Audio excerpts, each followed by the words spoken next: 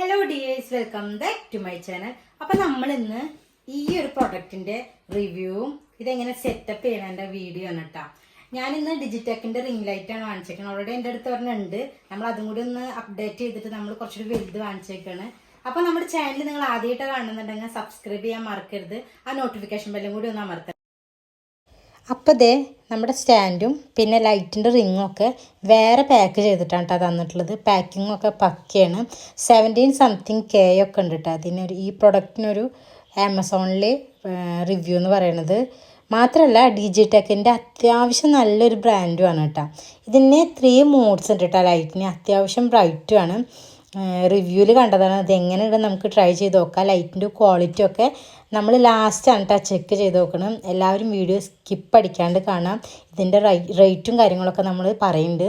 ചെറിയ വീഡിയോ ആയിട്ട് എടുത്താണ്. ആരെങ്കിലും എൻ്റെ പോലെ ചെറിയ യൂട്യൂബേഴ്സും ഒക്കെ യൂസ്ഫുള്ളായിട്ട് ആവുകയാണെന്നുണ്ടെങ്കിൽ ആയിക്കോട്ടെ എന്ന് വിചാരിച്ചിട്ടാണ് നമ്മൾ ഈ ലോങ് വീഡിയോയും കൂടി ആയിട്ട് ഈ വീഡിയോ ഇടുന്നത്.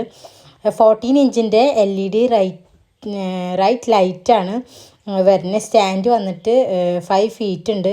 അത്യാവശ്യം നല്ല ഹൈറ്റ് ഉണ്ട് കേട്ടോ. പിന്നെ ഫോൺ വെക്കാനുള്ള സ്റ്റാൻഡും ഉണ്ട്.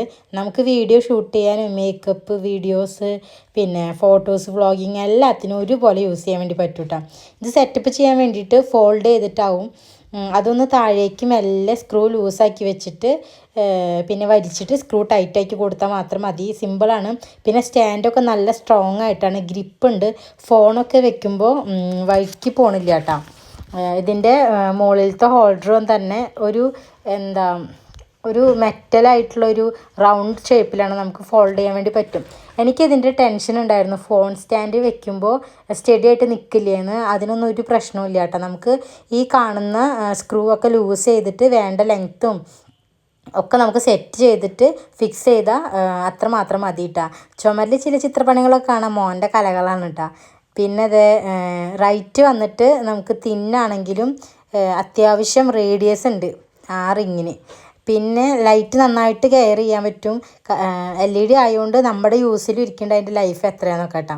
പിന്നെ USB പവേർഡാണ്. ഒരു അഡാപ്റ്റർ വഴിയാണ് നമുക്ക് USB കണക്ട് ചെയ്തിട്ട് വേണം യൂസ് ചെയ്യാൻ വേണ്ടിയിട്ട്. സ്വിച്ച് ബോർഡ് അടുത്തുള്ള സ്ഥലത്ത് മാത്രമേ ഇത് യൂസ് ചെയ്യാൻ പറ്റുള്ളൂ.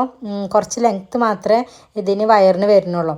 എങ്ങനെ കണക്ട് ചെയ്യണം എന്നുള്ളതൊക്കെ കാറ്റലോഗൊക്കെ നമുക്ക് അതിൻ്റെ കൂടെ തന്നെ അവർ തരുന്നുണ്ട്. ബോൾ പോലെയാണ് കേട്ടോ അതിൻ്റെ ഡിസൈൻ ചെയ്തേക്കുന്നത് ആ റിങ്ങിൻ്റെ. അതുകൊണ്ട് നമുക്ക് റൈറ്റിലേക്കും ലെഫ്റ്റിലേക്കും കുക്കിംഗ് വീഡിയോ ചെയ്യുമ്പോഴും പെയിൻറ്റിങ് വീഡിയോ ഒക്കെ ചെയ്യുമ്പോഴും നമുക്ക് ഫോൾഡ് ചെയ്തിട്ട് എങ്ങനെ വേണമെങ്കിലും യൂസ് ചെയ്യാൻ വേണ്ടി പറ്റും കേട്ടോ. ഇത് ചെയ്തിട്ട് താഴ്ത്തുമ്പോഴും ആക്കുമ്പോൾ നമ്മൾ ശ്രദ്ധിച്ചാൽ മാത്രം മതി. പിന്നെ മുകളിലത്തെ പോലെ ഒക്കെ പറ്റും. ഫോണും വെക്കാനുള്ള സ്റ്റാൻഡും നമ്മളെ തന്നെ വളയ്ക്കാം. പിന്നെ ഫോൺ വെക്കാനും സുഖമാണ്. ഒരുപാട് ഗുസ്തി പിടിക്കേണ്ട ആവശ്യമൊന്നുമില്ല. എന്നാൽ അത്ര ടൈറ്റുമാണ്. ഫോൺ സ്റ്റഡി ആയിട്ട് നിൽക്കും വേണ്ട.